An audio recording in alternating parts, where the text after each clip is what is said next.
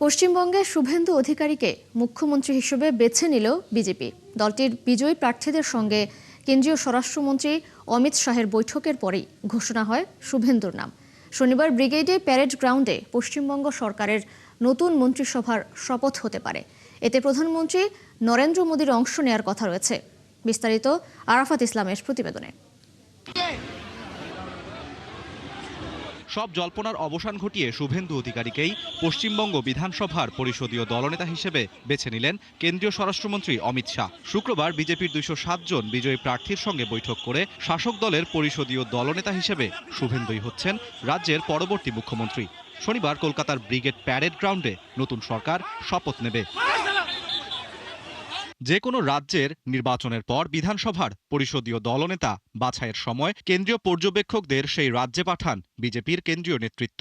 এবার পশ্চিমবঙ্গের ক্ষেত্রে প্রধান পর্যবেক্ষক করা হয়েছিল অমিত শাহকে। তার সঙ্গে সহকারী পর্যবেক্ষক হিসেবে দায়িত্ব পালন করেন প্রতিবেশী রাজ্য ওড়িশার মুখ্যমন্ত্রী মোহন চরণ মাঝি। তাদের তত্ত্বাবধানে শুক্রবার বিকেলে নিউ টাউনে বিশ্ব বাংলা কনভেনশন সেন্টারে নির্বাচিত বিধায়কদের বৈঠক হয়। সেখানেই সর্বসম্মতিক্রমে পরিষদীয় দলনেতা তথা মুখ্যমন্ত্রী হিসেবে শুভেন্দুর নাম চূড়ান্ত হয়েছে। বৈঠকের পর নতুন মুখ্যমন্ত্রীর নাম ঘোষণা করে বিজেপি। বিধায়কদের সমর্থন নিয়ে শুভেন্দু এবার লোকভবনে যাবেন এবং রাজ্যপাল RN রবির কাছে সরকার গঠনের আবেদন জানাবেন। ভোটের ফল ঘোষণার পর মুখ্যমন্ত্রীর পদে শুভেন্দুকেই সবচেয়ে জোরালো দাবিদার বলে মনে করা হচ্ছিল, কারণ তিনি পরপর দুবার রাজ্যের মুখ্যমন্ত্রীকে ভোটের লড়াইয়ে পরাস্ত করেছেন। 2021 সালের বিধানসভা নির্বাচনে শুভেন্দু নিজের কেন্দ্র নন্দীগ্রাম থেকে মমতা বন্দ্যোপাধ্যায়ের বিরুদ্ধে লড়াই করেন, জিতেছিলেন 1956 ভোটে। নিজের ঘরের মাঠে মমতাকে হারানোর পর এবার মমতার নিজের দুর্গেই চ্যালেঞ্জ ছুড়েছিলেন শুভেন্দু অধিকারী।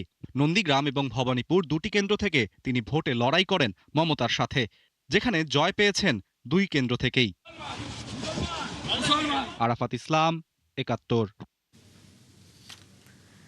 দর্শক, এ নিয়ে আরো তথ্য জানাতে কলকাতা থেকে আমাদের সাথে যুক্ত হচ্ছেন সহকর্মী সত্যজিৎ চক্রবর্তী। সত্যজিৎ, শুভেন্দুর নতুন মুখ্যমন্ত্রী হয় রাজনীতিতে কি ধরনের পরিবর্তন আসতে পারে এবং সিনিয়র নেতৃবৃন্দের মধ্যে আর কে কে মন্ত্রী হতে পারেন, কিছু জানতে পেরেছেন কিনা এই বিষয়ে, এবং কাল শপথ অনুষ্ঠানের প্রস্তুতি কেমন চলছে? দেখুন, কলকাতা ব্রিগেড প্যারেড গ্রাউন্ড সেই ঐতিহাসিক ব্রিগেড প্যারেড গ্রাউন্ড, যেখানে 1971 সালে বাংলাদেশ স্বাধীনতার পর কিন্তু ইন্দিরা মুজিব সেখানে সভা হয়েছিল। এখনো পর্যন্ত বলা হয় সর্বোচ্চ সংখ্যক লোক কিন্তু সেবার হয়েছিল।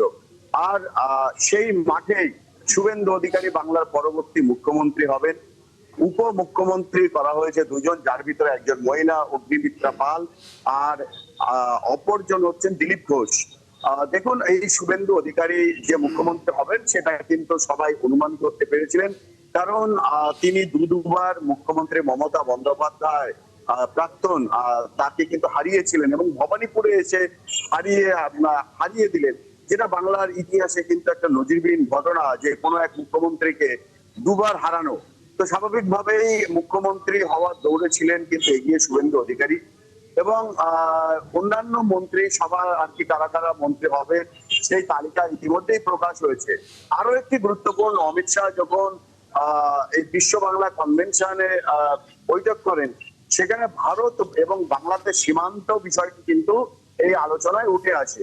অমিত শাহ তিনি কেন্দ্রীয় স্বরাষ্ট্রমন্ত্রী, সেখানে যখন পরিষদীয় দলনেতা নির্বাচন হয় সমস্ত জয়ী বিজেপির বিধায়কদের উপস্থিতিতে, এবং সেখানে পরিষদীয় দলনেতা যখন নির্বাচিত হন শুভেন্দু অধিকারী, তারপর মুখ্যমন্ত্রীর নাম ঘোষণা করেন। এরপর অমিত শাহ তিনি বলেন যে ভারত বাংলাদেশ সীমান্ত সিল করা হবে, সীমান্ত সুরক্ষিত করা হবে। কি কি পদ্ধতিতে আপনি জানেন, ইতিমধ্যেই কিন্তু ভারত এবং বাংলাদেশের উচ্চ পর্যায়ের একটা বৈঠক হয়েছে। সেই বৈঠকের আগে বেশ কিছু খবর আমরা দেখেছিলাম যে জলাশয়ে কুমির এবং সাপ ছাড়া হবে, সেক্ষেত্রে বিএসএফ এর তরফ থেকে কিন্তু এটাকে ভুয়ো খবর বলা হয়েছে। তারপর আমরা দেখলাম যে অমিত শাহ আজকে কিছুক্ষণ আগে যে মন্তব্য করলেন, ভারত বাংলাদেশ সীমান্ত সিল করা হবে এবং ভারত বাংলাদেশের মধ্যে যে ব্যবসা বাণিজ্য সম্পর্ক সেটাও ভালো রাখা হবে। আপনি জানেন যে পেট্রাপোল সীমান্তে সেখানে আধুনিকীকরণ করা হয়েছে, যেটা বিশ্বমানের একটা এয়ারপোর্টে থাকে সেরকম টার্মিনাস করা হয়েছে।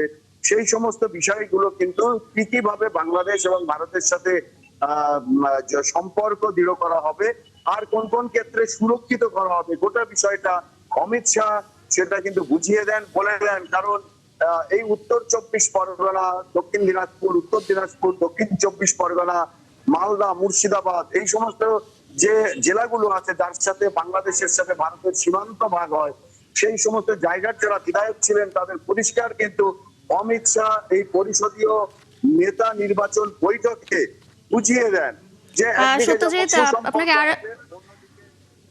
আপনাকে আরো একটি কোশ্চেন জিজ্ঞেস করতে চাচ্ছি, সেটি হচ্ছে নতুন মুখ্যমন্ত্রীর নাম ঘোষণার পর সাধারণ মানুষ এবং দলের নেতাদের মধ্যে প্রতিক্রিয়া কেমন দেখা যাচ্ছে?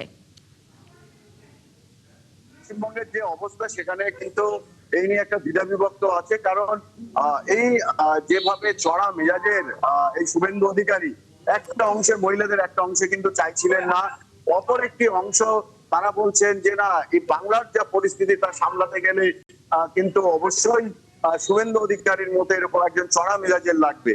বিষয়টা হলো এইখানে কিন্তু আরো একটি বিষয় আছে, এই প্রথম পশ্চিমবঙ্গের ইতিহাসে দুজন উপমুখ্যমন্ত্রী কিন্তু নির্বাচিত হবেন এবং আগামীকাল তারা ব্রিগেড প্যারেড গ্রাউন্ডে সকালবেলা শপথ নেবেন। সেক্ষেত্রে সংঘের তরফ থেকে, প্রাক্তন অর্থাৎ আরএসএস এর তরফ থেকে কিন্তু যদি আমরা প্রতিনিধি ভাবি রাজনৈতিক দলে যাওয়া হয়, সেক্ষেত্রে থাকছেন দিলীপ ঘোষ। অন্যদিকে মহিলাদের তরফ থেকে কিন্তু থাকছেন অগ্নিমিত্রা পাল, যিনি শিল্প সংস্কৃতি, যিনি একজন ডিজাইনার। তো স্বাভাবিকভাবে এই যে একটা মিশ্রণ, সেই মিশ্রণ ঘটিয়েছে। সেক্ষেত্রে শুভেন্দু অধিকারীর একক সিদ্ধান্ত যে সর্বোচ্চ সিদ্ধান্ত এমনটা নয়, আরো বিশেষ করে বিজেপি যেহেতু ক্যাডার বেস পার্টি, সাংগঠনিক সিদ্ধান্ত আর প্রশাসনিক সিদ্ধান্তের একটা মেলবন্ধন থাকবে এবং আরএসএস বিষয়টি কিন্তু অলিখিত ভাবে নিয়ন্ত্রণও করে থাকে, নজরদারি করে থাকে। সে কারণে বলা হচ্ছে শুভেন্দু অধিকারী চাইলেই যে তার ব্যক্তিগত ইচ্ছে এখানে প্রয়োগ করতে পারবেন এমনটা নয় দলের, এমনটাই কিন্তু অনেকে বলছেন। দিশা। সত্যজিৎ, ধন্যবাদ আপনাকে যুক্ত হবার জন্য। দর্শক, কলকাতা থেকে যুক্ত ছিলেন আমাদের সহকর্মী সত্যজিৎ চক্রবর্তী।